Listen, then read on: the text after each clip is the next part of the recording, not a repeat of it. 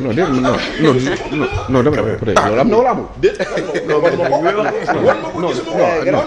déet ma duma ko wan ma ko. déedéet kan moo ko def si ban marché la. non dama ne non cite-moi un marché. non je rentre pas l'intérêt mais li may wax di nga xam ne am na. xaw ma ko gisuma wan ma ko gisuma akulaay non da nga ko gisul moo tax. billahi gisuma ko d'accord non je veux pas rentrer dans le détail dama ne corruption ñii gars yi fii. les gens qui sont dans ce pays là depuis 20 ans ñoom ñëpp boo leen xoolee alal yi ñuy yor mooy ñi yor ay responsables doon ay ministres wax dëgg yàlla ces gens là ils ont pris l'argent du pays. dañuy waxante dëgg te yàlla tax quand même. réew mi corruption bi dafay bari.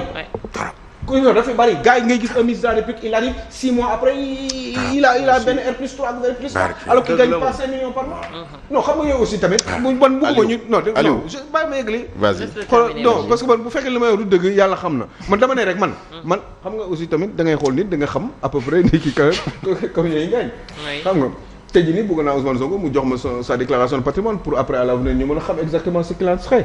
yaa ngi dégg muy moom muy keneen mais li fi xewoon daaw comme ñoom dañuy wax rupture loolu bëggoon naa mu joxe exemple ci yooyu mais je t'assure d'une chose je vous assure d'une chose tey billaay loolu xam nga ko. xam nga ni seen xaw ma ko bul waat de. kon daal mu ngi fay. yow Sénégal non waxuma du sàcc. xam nga yow non sàcc bi laa lay wax. Aliou da nga wax mais doo bàyyi ma non li may wax pose une question sur le fait ngay wax waxu ñëpp ay sàcc la non dama xam nga man du ma fi nekk aussi xam nga Omar man du ma fi nekk di tooñ doomu jàmbur.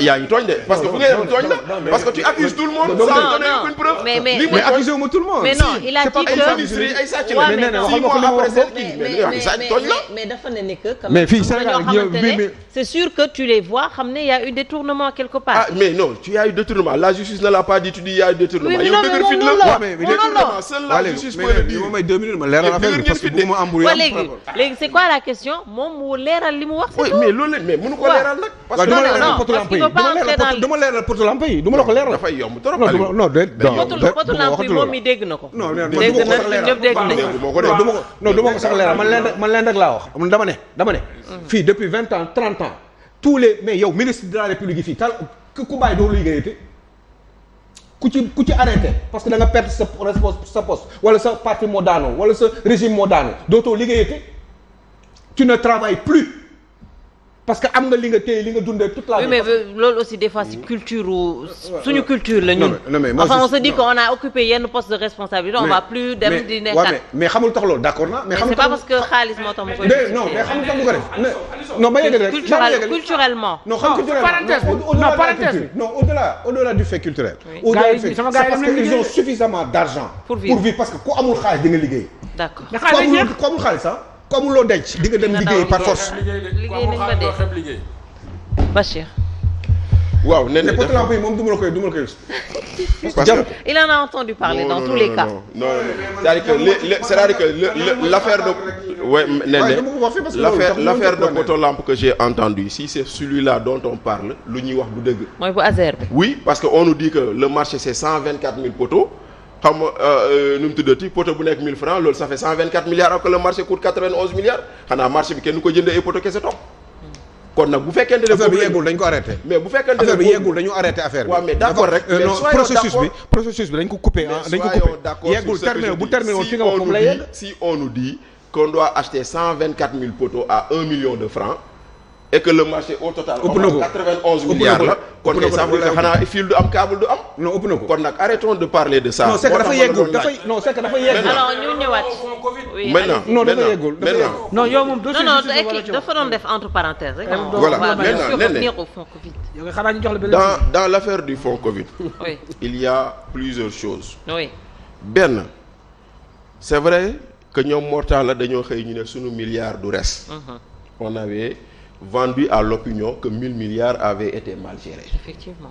loolu la ñu doon wax nit ñi mais on se rend compte que d'abord 1000 milliards n'a jamais été mobilisé parce que quand tu lis le rapport de la Cour des comptes on te dit que les sommes effectivement mobilisées tournent autour de 760 milliards ou 770 milliards loolu lay benn sur les 770 milliards sur le 85 recommandations yu am ci rapport Cour des comptes bi 85 recommandations la am 13 moo ci recommandation yoo xam ne nee nañ topp leen ñii ci yoon jàpp nañ ni lii leerul ouverture d'une information judiciaire demandée 13 la somme totale des informations judiciaires demandées boo ko calculer c'est 6 milliards 6. 6 milliards 6. Donc de 1000 milliards ça fait 0,6%. Si tu es 700 millions c'est 1%.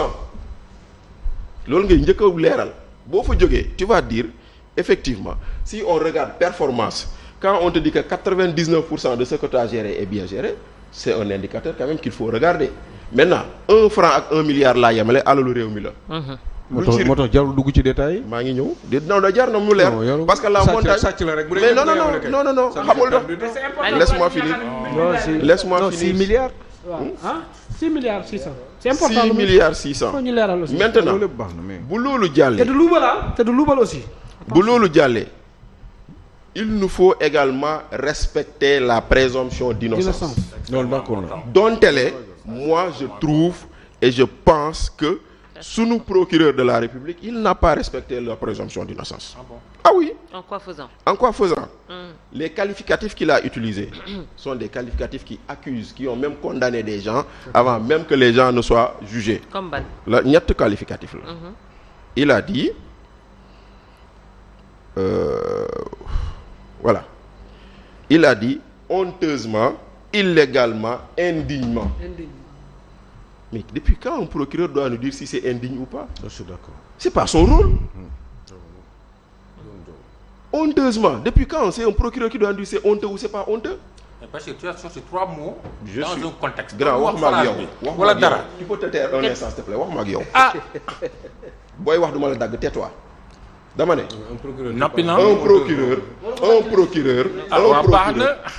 procureur, il qualifie des faits. Il regarde des indices, des infractions sur la base de cas, mu ne topp naa nit. Et que lui-même, en poursuivant quelqu'un, ça ne fait pas de lui un coupable. Okay. Loolu, il faut le dire. Maintenant, quand un procureur nous dit honteusement, il est frauduleusement. Ça veut dire que c'est avéré pour lui. Ça veut dire que c'est avéré pour lui. Sa conviction, on s'en fout. On s'en compte pas. Un procureur peut te poursuivre pour une infraction nga ñëw ñu bàyyi la. Voilà. Un procureur peut te poursuivre pour détournement de deniers publics nga ñëw ñu requalifier les faits. Parce que sa conviction ne compte pas. Son opinion ne compte pas. C'est le cas de Lat Diop.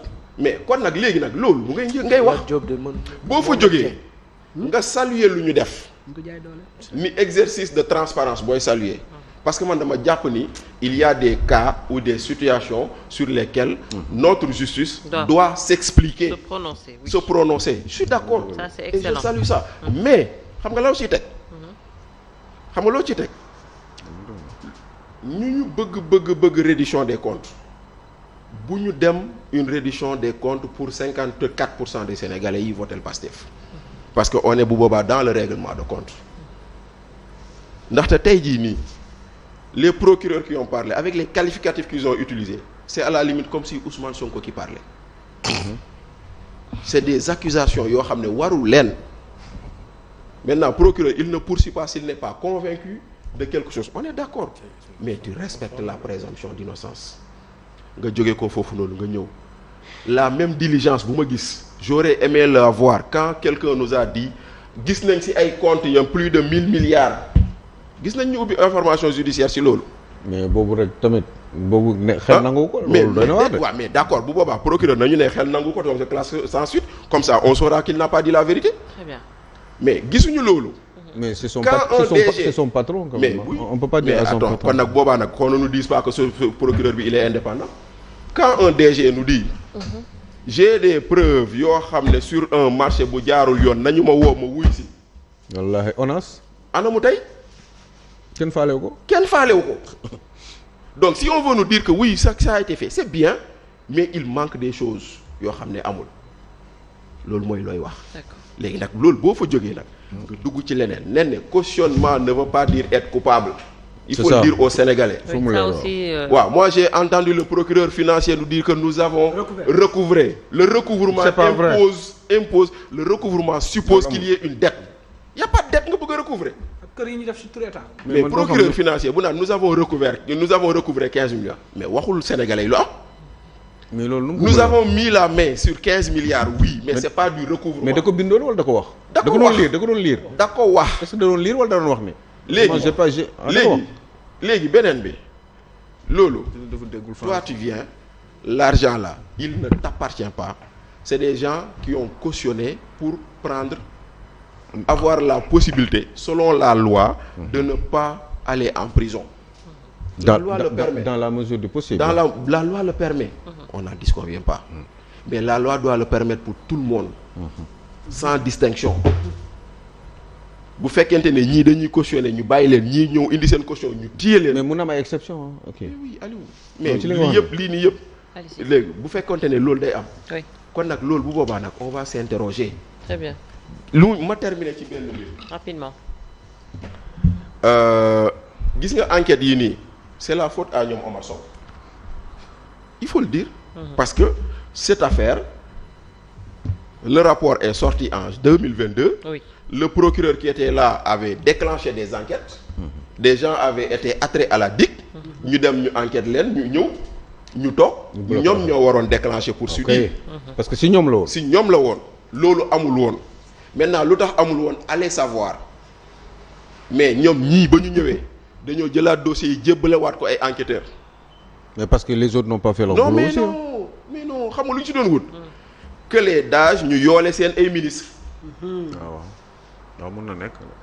parce que man waxtaan naa si ak koo xam ne il a été auditionné dañ ko ne yow li nga doon def est-ce que jotoo woon instruction sa ministre bu la ko doon defloo.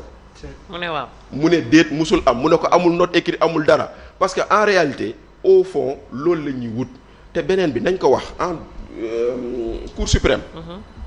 Le procureur de la Cour suprême, c'est le procureur qui est habilité à être le procureur de la haute cour de justice. Comme le procureur du parquet général là, il ne lui revient pas d'écrire pour demander des mises en accusation. Il ne lui revient pas. Parce que yow moom haute cour de justice yow tu n'es pas compétent. Non, c'est vrai. Tu n'es pas compétent. Très bien, Bachir. te rapport bi épinglé wu nit. Mais léegi nag maintenant. Tu termines par ça en te disant. Termine, oui. Quand un rapport ne cite pas des noms, ne demande pas la traduction de personnes devant la haute cour de justice. yow boo ko defee ça veut dire que tu es dans la politique. Dans la politique, point final. D'accord. Omar Faye. toppal diw ak diw nga dem. Sa analyse ci rapport. J'ai entendu dafa am yomati ni Bachir l'a déjà dit. Je pense dafa amoon benn plan de résilience économique et sociale. Il faut que ñu xam ne on était en période de guerre. C'est important. Guerre lañ nekkoon newuñu ci situation normale ah. On est dans une situation de guerre.